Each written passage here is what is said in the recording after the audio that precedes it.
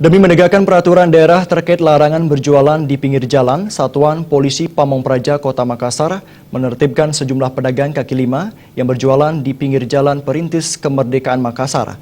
Aksi yang tidak mendapatkan perlawanan ini diwarnai oleh isak tangis seorang pedagang kaki lima saat lapaknya dibongkar paksa oleh Satpol PP.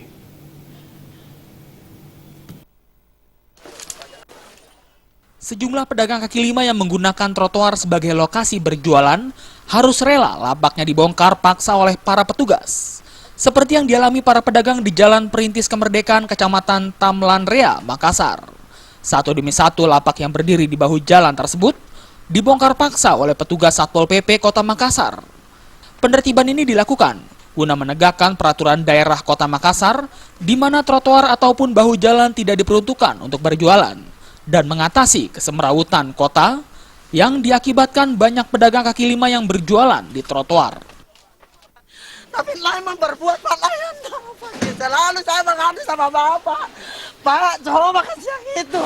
Tapi Bapak tidak bisa tembus masuk. Tembus. Bocor semua kalau mau dengerin. Juga aman Pak kasih yang.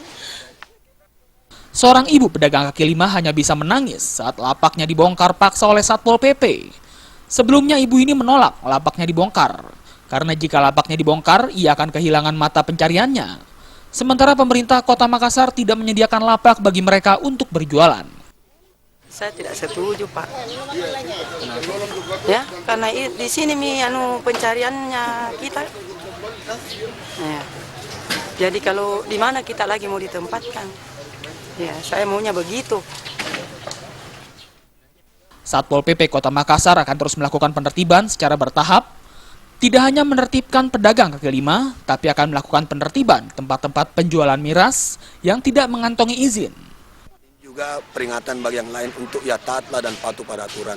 Kami dari Satpol itu bukan musuh masyarakat, bukan musuh masyarakat miskin, tapi kita melaksanakan perintah dan amanah rakyat atau masyarakat Sulawesi Selatan atau Kota Makassar yang secara hukum itu legal standingnya itu ada. Peraturan daerah yang mengatur legislatif dan eksekutif serta masukan dari beberapa lapisan masyarakat.